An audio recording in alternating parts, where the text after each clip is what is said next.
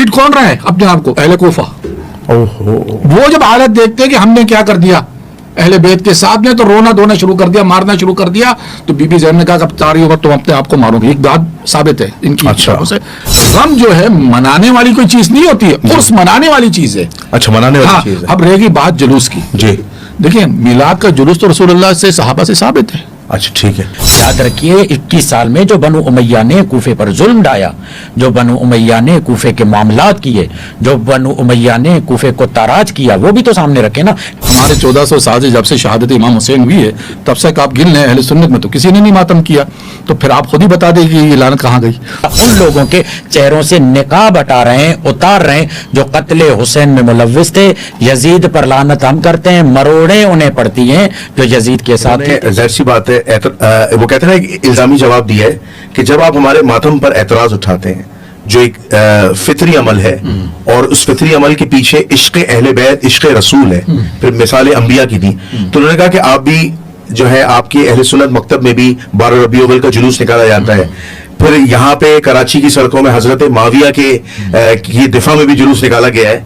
फिर यहाँ पे शान सिद्दीक़ अकबर के लिए भी, फारूक आजम के लिए भी जुलूस निकाला गया है। तो फिर अगर हमारे जुलूसों पर एतराज उठाएंगे तो हम आपके जुलूसों पर भी एतराज उठाएंगे। फिर उन्होंने एक एतराज ये भी उठाया कि जब आप गम हुसैन बार बार मनाने पर आप कह रहे हैं ये बिदअत का नाम है, तो ये मेरे मकतब में बिदअत साबित नहीं है जो इनकी अहादीस कहती हैं, ये आपके अपने मकतब में होगा।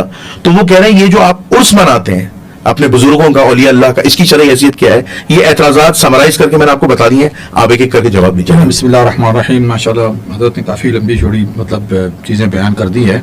आहिस्ता आहिस्ता कुछ चीज़ें याद है, कुछ मैं भूल गया। पहली चीज़ तो इन्होंने कहा कि हमारी किताब से हमें दिखा दें, तो इनकी किताब से शेख मुफीद जो है उन्होंने लिखा है। जी जी। और वो कहते हैं कि हज़रत इमाम हुसैन जो है बीबी ज़ैनब को नसीहत फरमा रहे हैं एक रात पहले, या उख्ता, या मैं उर्दू में पढ़ लेता हूं, ए मेरी बहन अल्लाह से डरना और उसके बताए हुए सब्र पे कायम रहना। जब मैं शहीद हो जाऊं तो तुम मेरे गम में अपना गिरेबान चाक ना करना, अपने चेहरे को ना नोचना और हलाकत और बर्बादी की पुकार ना मचाना। अच्छा, ये इनके शेख मुफीद की किताब है, किताब अल-इरशाद मेरे से। और दूसरी किताब सैयद इब्न ताऊस, ठीक है ना, किताब अल-लुहूफ फी क़त्ल तुफूफ, और वो कहते हैं तैयार हो जाओ, यानी हज़रत इमाम हुसैन फरमा रहे हैं, बला और मुसीबतों के लिए, और जान लो कि अल्लाह तुम्हारा हामी और नासिर है। बस खबरदार कोई ऐसा कलमा ज़बान से ना निकालना जो तुम्हारी शान और मर्तबे को कम कर दे। यही सारी बात है कि बीबी ज़ैनब सलामुल्लाह अलैह, मेरा सलाम है, खुदा की कसम, मैं उनकी शख्सियत को जब पढ़ता हूँ ना तो मेरा दिमाग घूम जाता है कि इतनी इस्तकामत पहाड़ के जैसी, सुभान अल्लाह, कोई मामूली बात नहीं है। पूरा खानदान शहीद हो गए, बच्चे शहीद हो गए, भाई शहीद हो नजरों के सामने। और दूसरे दिन, अच्छा ये खेमे एक रात नहीं गुजरी, उसी टाइम शाम को चल दिए उन्होंने, यजीदियों ने उनको बांध कर ले चले, लेकिन रुके एक दिन पहले कोफा में। यानी कोफा में इब्न जियाद को इतना डर था कि रात को अगर ये पहुंचेंगे तो शोर हो जाएगा और कहीं कोई दूसरा कोई कार्रवाई नहीं डाल दे, यानी आजाद ना करवा दे। तो सुबह वो चाहता था कि तमाशा लगे और मेरी जो है ना वो हो, और ये रोते धोते अंदर घुसेंगे तो मेरी फतुहात का जश्न मनाएंगे। किसी एक ने भी आंसू नहीं बहाया, एक ने भी। पूरी मैं तारीख पढ़ चुका हूं, एक आंखों से आंसू नहीं निकल रहे हैं। ऐसे सब्र के पहाड़ बने हुए हैं कि जब उनके बच्चों को पीट कौन रहा है अपने आप को? अहले कोफा।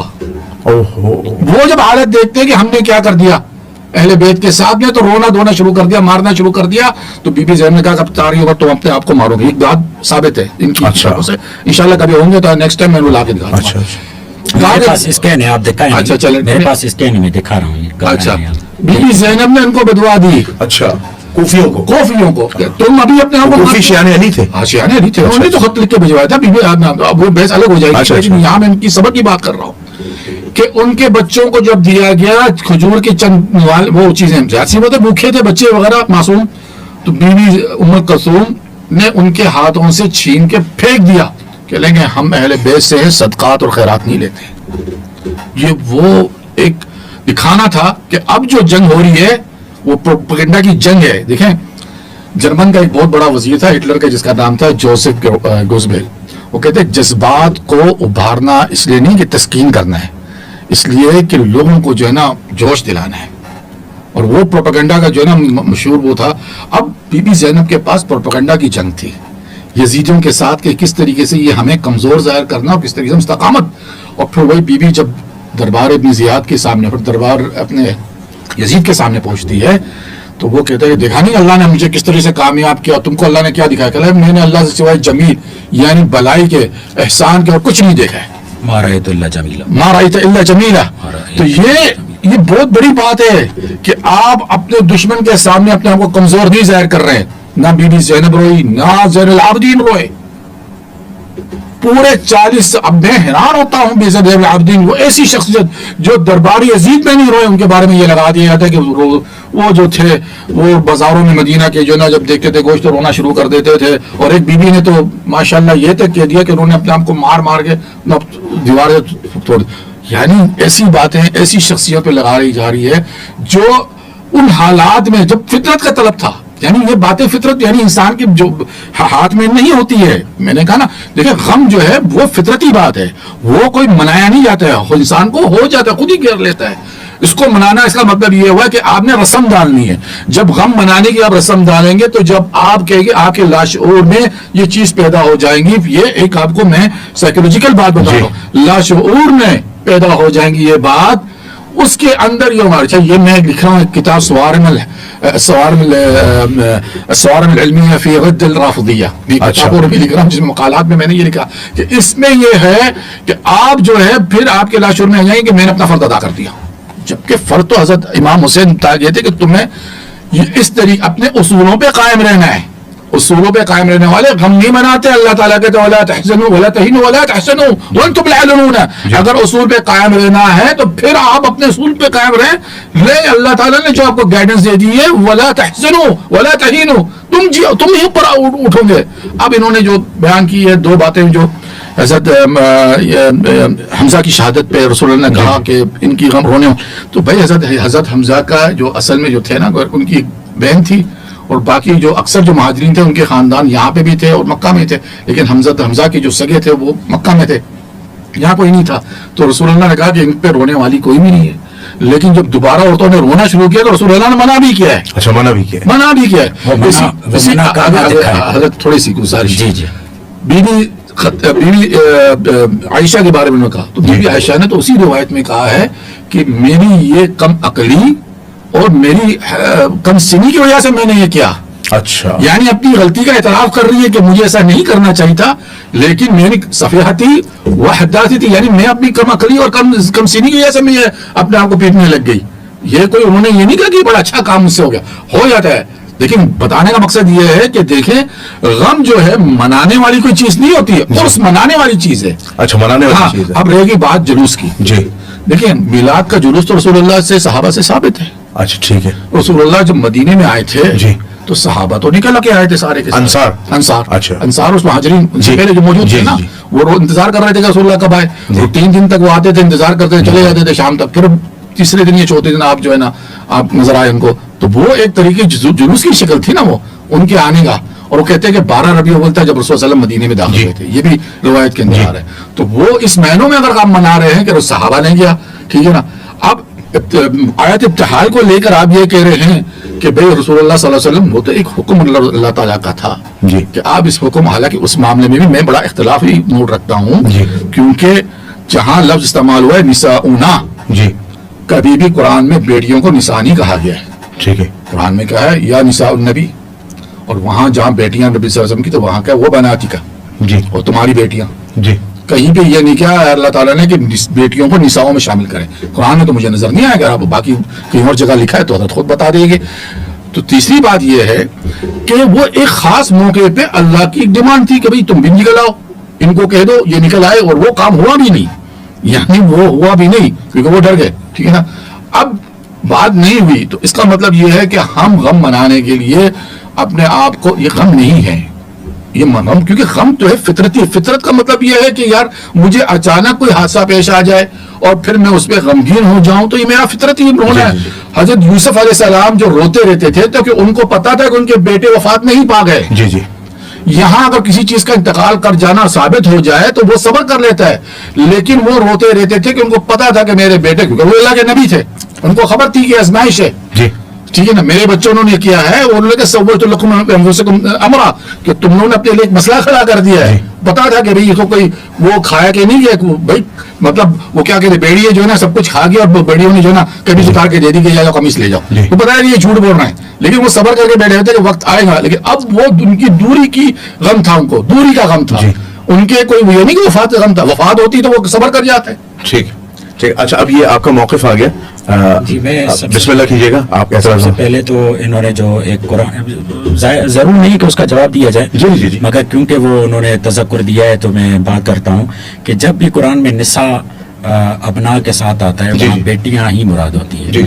جیسا کہ آپ دیکھیں سورہ بقرہ کی آیت نمبر 49 سے, وَإِذْ نَجَّيْنَاكُم مِّنْ آلِ فِرْعَوْنَ يَسُومُونَكُمْ سُوءَ الْعَذَابِ يُذَبِّحُونَ أَبْنَاءَكُمْ وَيَسْتَحْيُونَ نِسَاءَكُمْ. تو اس میں یہاں نساء کیونکہ ابناءکم کے مقابلے میں آیا ہے, تو یہاں پر جب بیٹا ترجمہ کیا جائے گا نساءکم تو وہاں پر بیٹیوں کا ترجمہ کیا جائے گا, زوجائیں ترجمہ نہیں کیا جائے گا.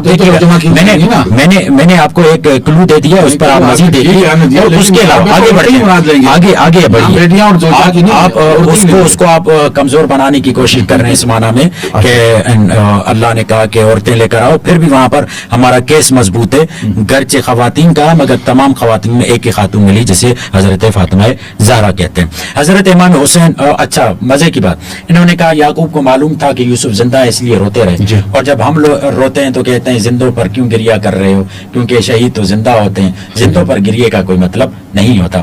یعنی اگر ادھر سے پھنسیں گے تو ادھر سے نکلیں گے, اگر ادھر سے نکلیں گے تو ادھر سے پھنسیں گے. اس کے علاوہ آپ نے کہا انہیں لقمہ دیا آپ نے جو آپ کا بنتا نہیں تھا, کہ کوفی تو شیعہ نے علی تھے. میرے بھائی پہلے یہ تو بتائیے کہ کتنے سال علی مولا کی حکومت کو گزرے اور ختم ہوئے ہو گئے ہیں. 40 سال ہجری میں مولا علی کی شہادت ہوئی, ابھی 61 ہجری, کتنے سال گزر گئے؟ 21 سال. 21 سال. یہاں تو 3 سال میں لوگ بدل جاتے ہیں, آپ 21 سال کی بات کر رہے ہیں میرے بھائی.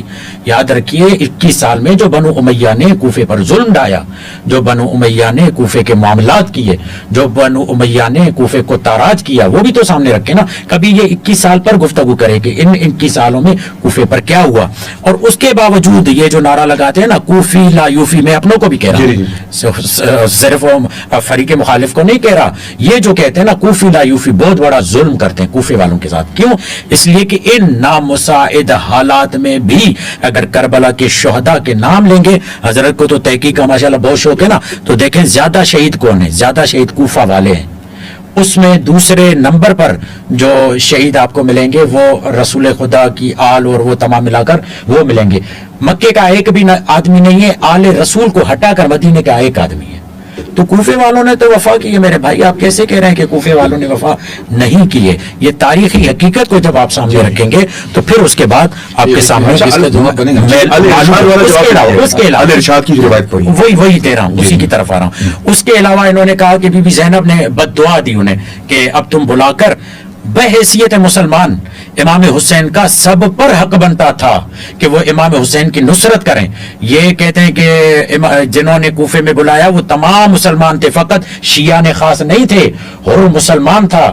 وہ مسلمان امام حسین کے گھروں میں آیا, وہ شیعہ خاص نہیں تھا. بعد میں آ کر اس میں زہیر بن قین عثمانی المسلک تھا, بعد میں امام. یہ جناب زینب تمام مسلمانوں پر حجت کر رہی ہیں کہ جب نواسہ رسول فرزند رسول بلا رہا تھا تمہیں نہیں آئے, اور پوری زندگی تم روتے رہو گے, پوری زندگی تم ماتم کرتے رہو گے, پوری زندگی تم کوستے رہو گے اور لعنت ہو کے سائے میں رہو گے. یہ بی بی زینب کی بد دعا آج تک تمام مسلمانوں کو ہے, اور آج تک دیکھ رہے ہیں کیسے ذلیل اور رسوا ہو رہے ہیں کافروں کے ساتھ, کیونکہ کافروں کے ذریعے, کیونکہ امام حسین کا انہوں نے ساتھ نہیں دیا. اہل ارشاد کی انہوں نے روایت بیان کی, وہ غیر مستند ہے, مرسل روایت ہے, اس کا کوئی بھی اعتبار نہیں ہے. اس پر میں اپنی طرف سے بات نہیں کروں گا, اس پر علامہ مجلسی, علامہ باقر رستم نے اپنی کتاب میں اس کو بیان کیا ہے کہ یہ غیر مستند اور غیر معتبر روایتیں جو بیان کی جاتی. اس کے علاوہ تاریخ الرسل والملوک, تاریخ طبری میں موجود ہے کہ رسول خدا کی بیٹیوں نے लतमत वजहा,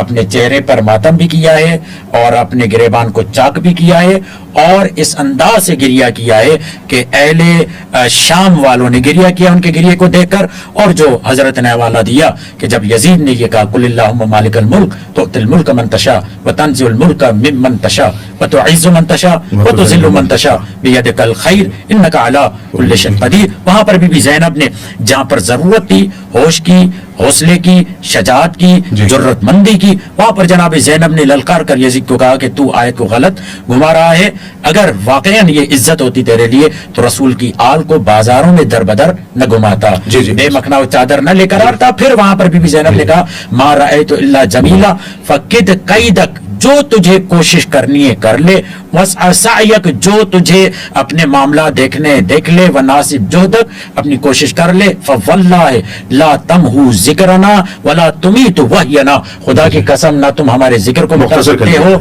ना हमारी वही को मार सकते हो। तो ये सामने आपके सामने तमाम चीजें मौजूद और बयान है, मेरे ख्याल से कोई बात रहे जी बिल्कुल। अभी ये प्रोग्राम का वक्त खत्म हो गया, मुझे थोड़ी सी चले आप थोड़ा मुख्तसर कर दीजिएगा। मुख्तसर यह है कि इन्होंने बीबी ज़ैनब के कहा कि तमाम मुसलमानों पे लानत है, इस हवाले से जो बीबी ज़ैनब देगी, यार मातम हम तो नहीं करते, हमने तो नहीं किया मातम अभी तक। हमारे 1400 साल से जब से शहादत इमाम हुसैन हुई है तब से आप गिन लें अहले सुन्नत में तो किसी ने नहीं मातम किया, तो फिर आप खुद ही बता देंगे ये लानत कहाँ गई। दूसरी बात यह है कि अगर हम आज के दौर के मुसलमानों के जो भी कुछ रहे तो बरसों तक तारीख तो हमारी गवाही देती है कि हमने इन्हीं काफरों को जो है ना इन्हीं के इलाकों को फतुहात किया था, ठीक है ना। अब बात ये आ गई है कि बहुत सी बातें इनकी उन्होंने गुडमट कर दी है।